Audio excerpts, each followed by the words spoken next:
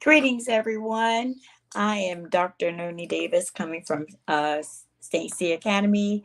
I am a legacy owner of an African centered school here in North Carolina. Today, I'm coming to you from the beautiful, absolutely incredible Norfolk, Virginia, Tidewater area. I'm visiting family here, and the Tidewater area is uh, it includes Portsmouth, Virginia, Virginia Beach, and Norfolk. And then on across the ocean, across the waterways, you have Hampton. On another peninsula, I guess that would be um, across the bridge is Hampton, Virginia, and Newport News. And I lived here for several years. And like I said, my mother grew up here, and several of my kids were born here. But one of the things that I've always found very interesting is the history of this area. We all know that Jamestown was the first British colony settled here in 1607. And most of us have heard about the 1619 Project, which is about the first Africans to settle or come or who were kidnapped and brought to this British colony. But what we must remember is something that I had talked to you about in a previous episode was that um, Fort Mose, which was actually the first black town in the United States down in Florida, but the first Africans that came through Europeans. One was named Juan. His name was Juan Garrido, and here's a picture of Juan Garrido, and he came with the Portuguese in 1513. And there were several other explorers like Esteban Durantes, who is celebrated in Texas. I found out last summer. Pictures of him were all over the highways in Houston. He was the first African to step foot into Texas and I think Arizona, New Mexico, and those areas. About six different states that we now call that southern area, southern part of the Gulf Coast. Um, in 1535, however, 1565, however, there about 50 Africans were brought over with the Spanish and formed in the about 800, I think, in total, settled in Florida, what we now call Florida. And so the first Africans that came here as enslaved people, I am not going to fight with that issue about black people being the first ones here or not, but we definitely know that Africans were the first people who came over here with very early with the Spanish and the British colonies. So 1565 would be Africans, which is 2019. That's about 50 something years before the British came over here. So with that said, we wanted to go on to who were these Africans who came in 1619.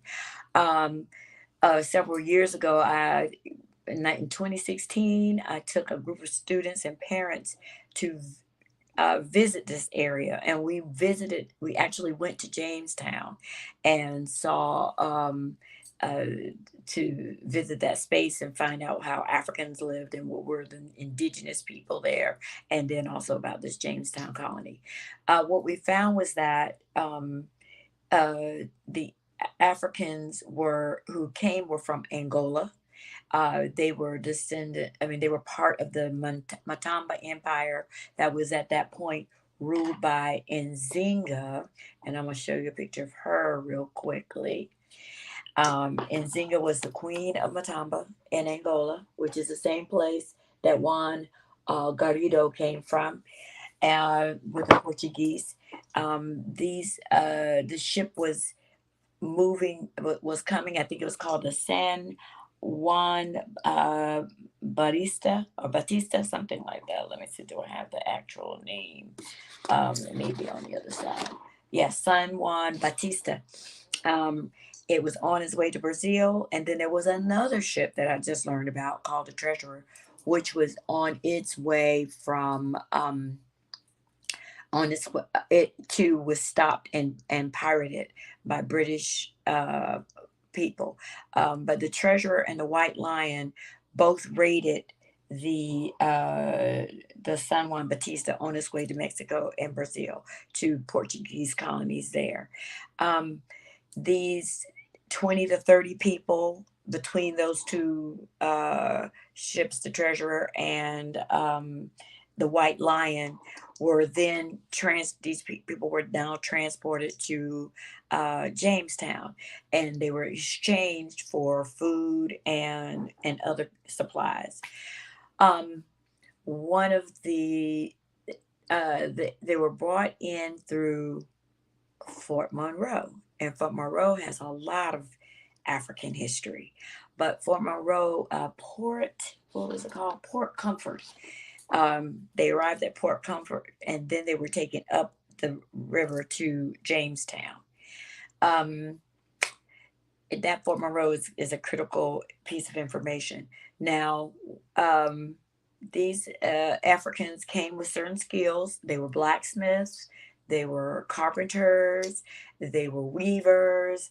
We know that they came with their medicinal practices, midwifery, pharmaceutical knowledge of plants, healing plants, and like I said, medical practices of healing.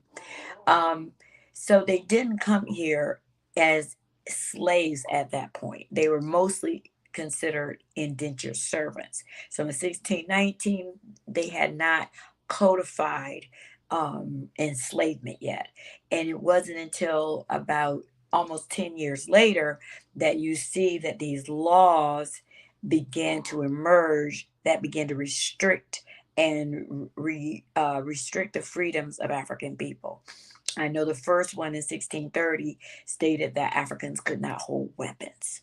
And then by 1705, they had come up with these rules about mulattoes, who was a slave, who wasn't a slave, and they started creating legislating African lives by creating these lifelong um,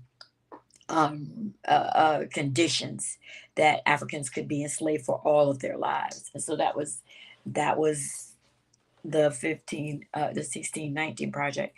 The other thing I wanted to say, which is an American, this is the way we live in here in this country. Um, apparently there was some sort of treaty between the Dutch and Spain and Portugal.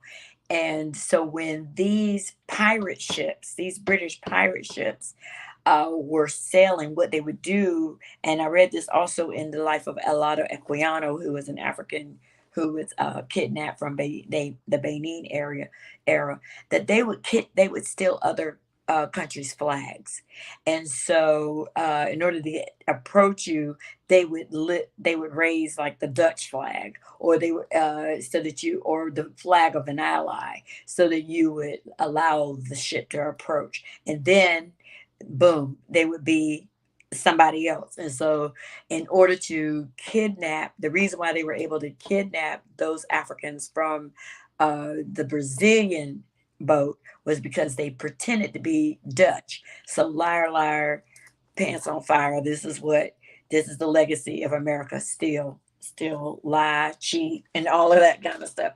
So that's literally how they ended up in the United States.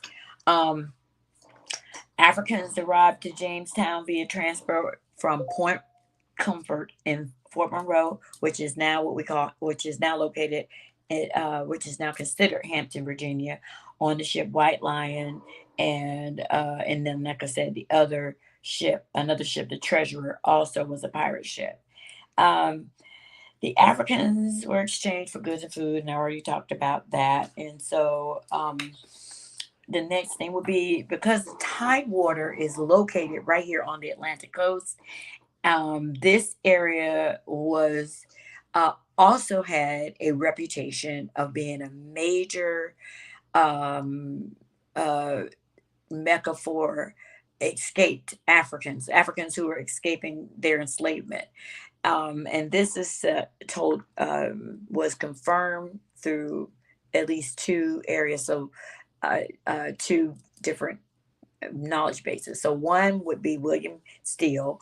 Um, I don't know how many of us are familiar with his legacy. He was an underground railroad abolitionist. He's the one that named the Underground Railroad, and he worked at a printing press, and would he was one of the conductors on this railroad who Harriet Tubman was involved with him, Frederick Douglass, and other prominent abolitionists, and they would help Africans escape through Philadelphia and go on to Canada, New York, the North, and he would also narrate or write down and record the stories of Africans who were escaping from Norfolk, Virginia Beach area.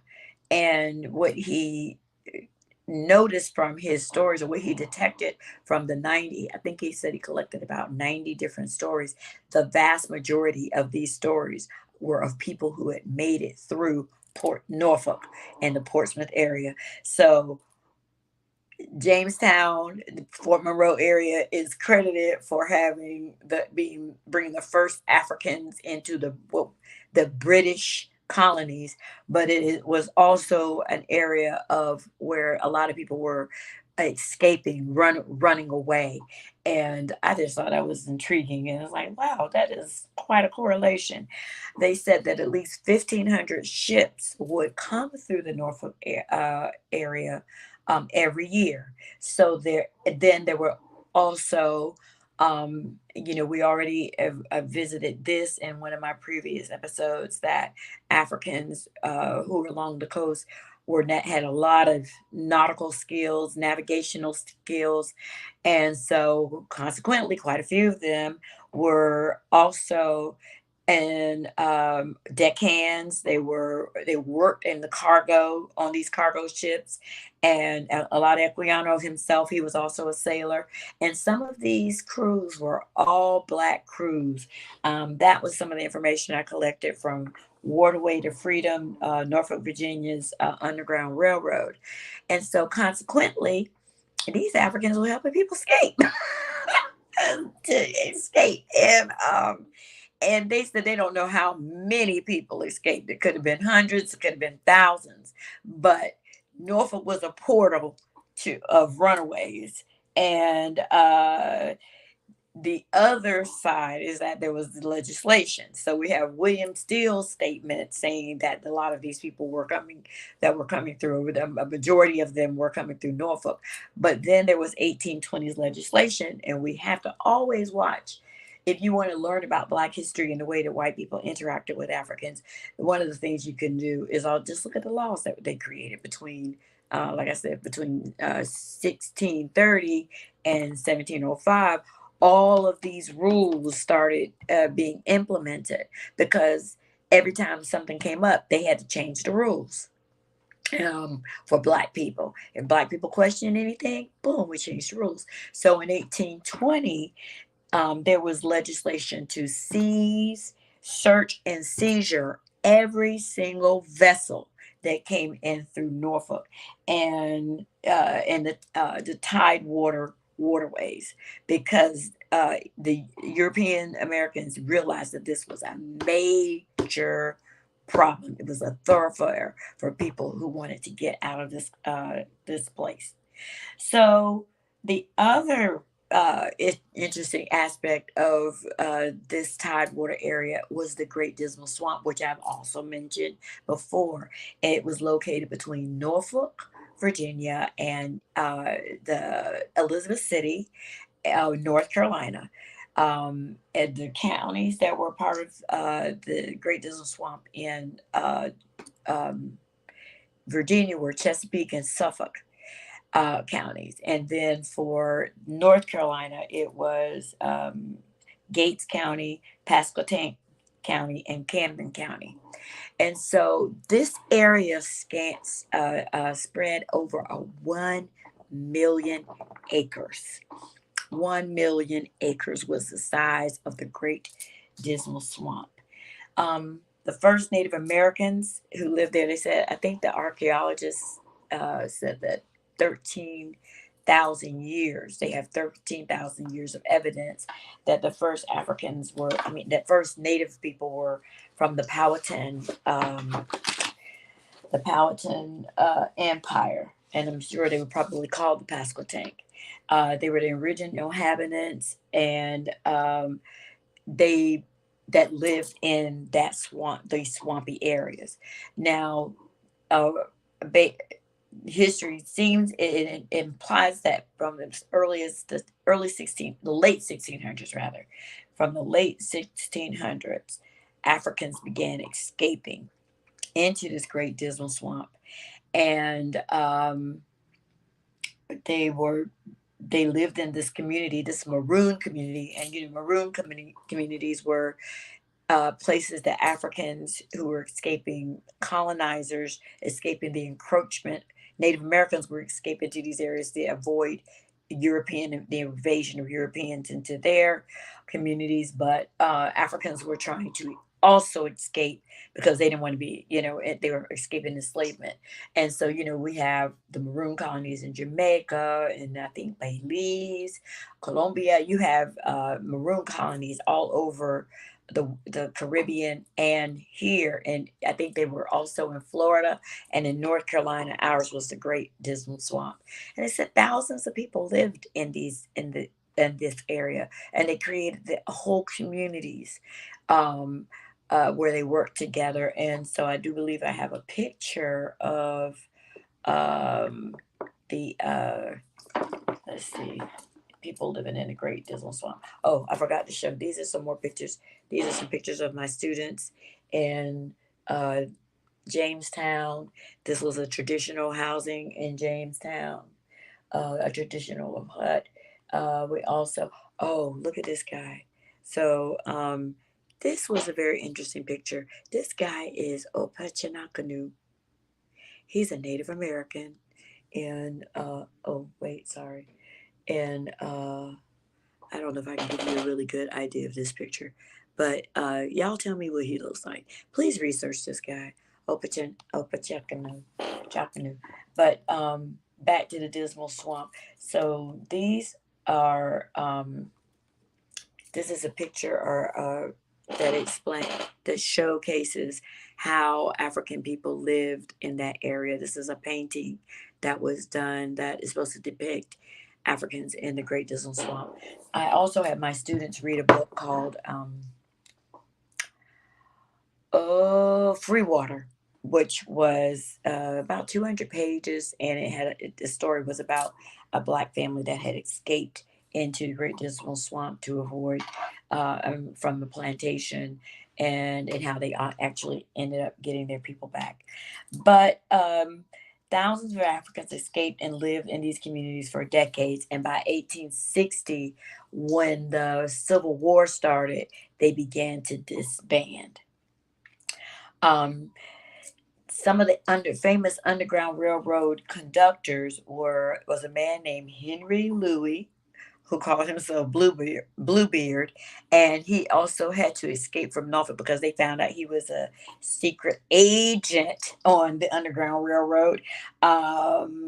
You had George Latimer and Shadrach Minkins, and maybe later on I'll go into and discuss some of these people's present their journey of escaping from Norfolk, Virginia.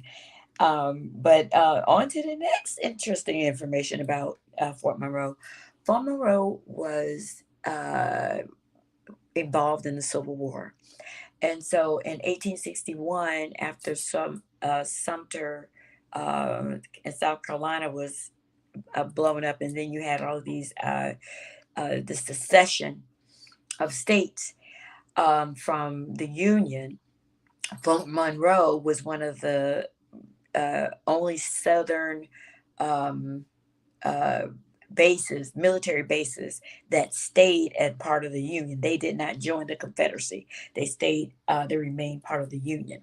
So uh, it was it became a refuge for enslaved Africans. So they said black people just started pouring in to Fort Sumter after once the Civil War started.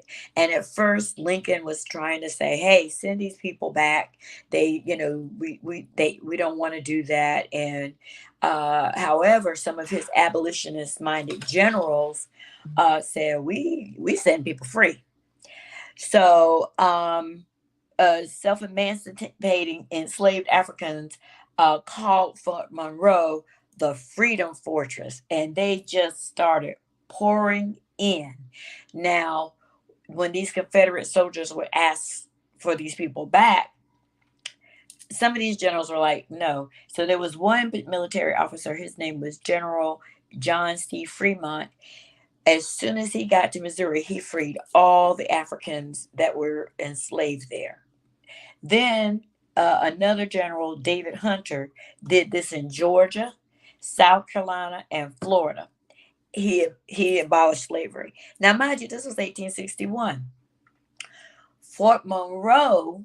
What happened at Fort Monroe was that General Benjamin Butler, when these Africans kept coming in, he did, and these Confederate soldiers, I mean Confederacy officers or people would come and say, "Hey, give us back our our enslaved people. We want our Africans back." He said no. And one of the things that he used, the statements he made, was that these people, not necessarily that they were humans, but these were people who were property. If they were property of a Southerner, and if this Southern state was in rebellion against the United States, we could seize your property. So Africans became contraband of war.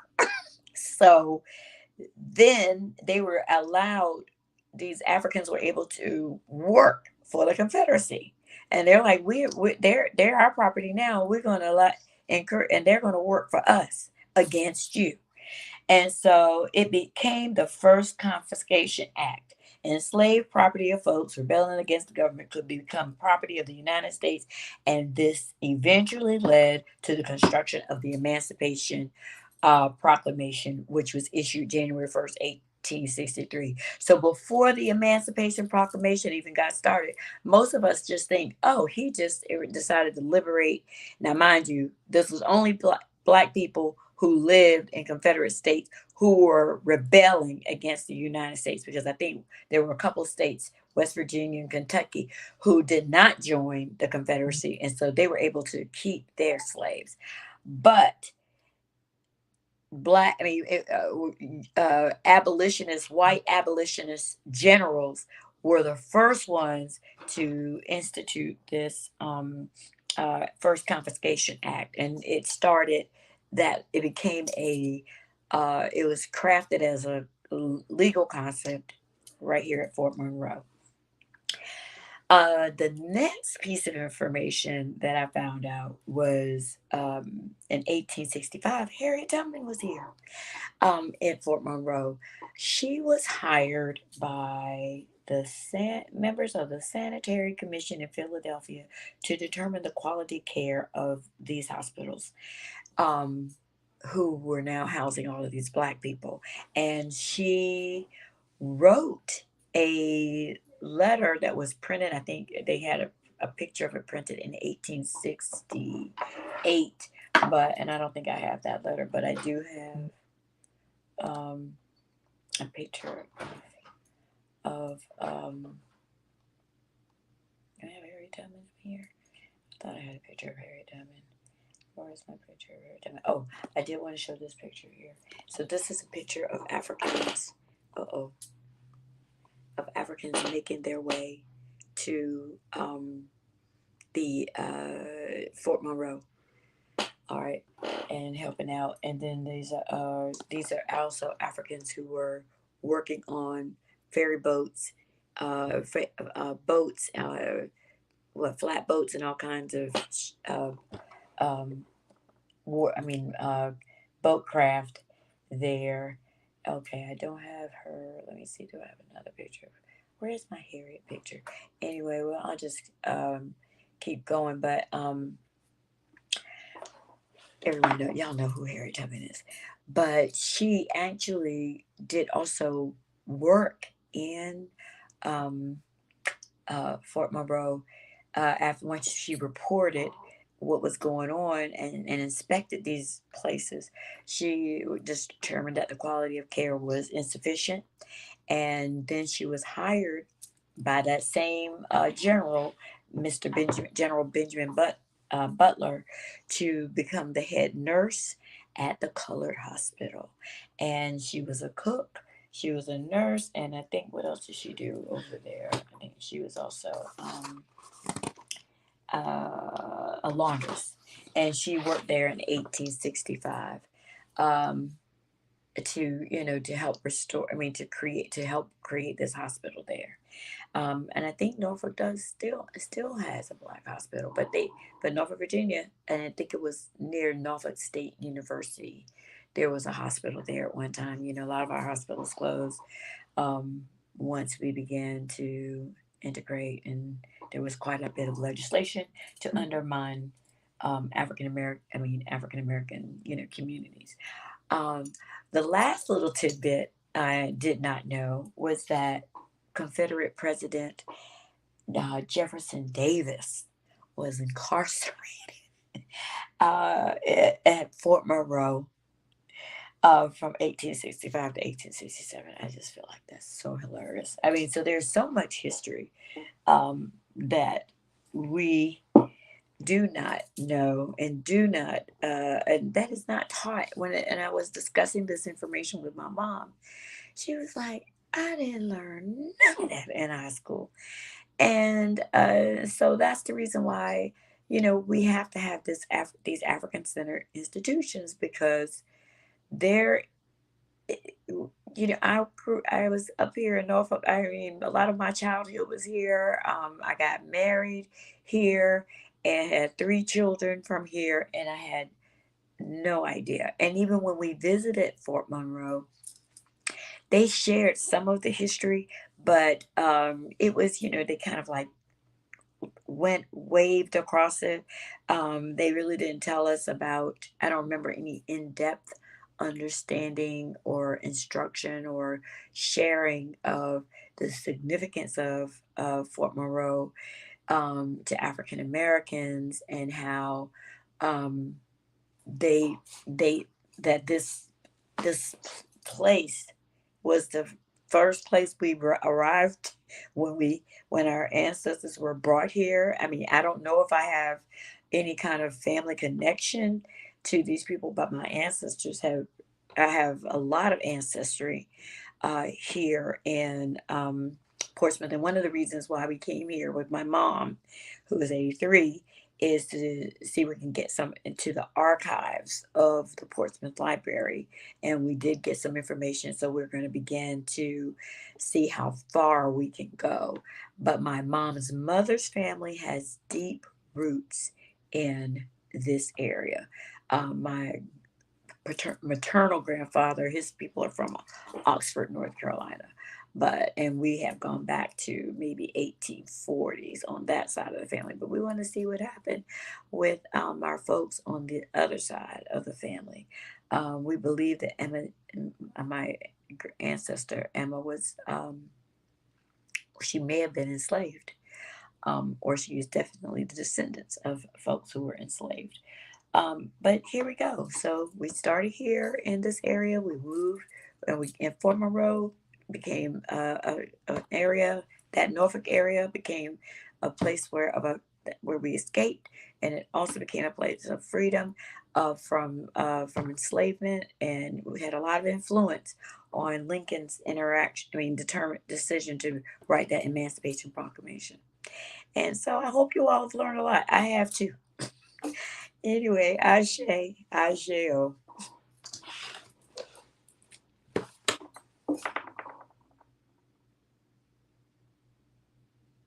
I'm a St. Cia student. Of course I walk into the sound of drums. I'm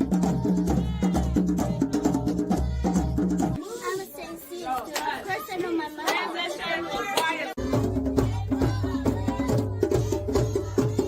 a St. Cia student. Of course, I can play the drum.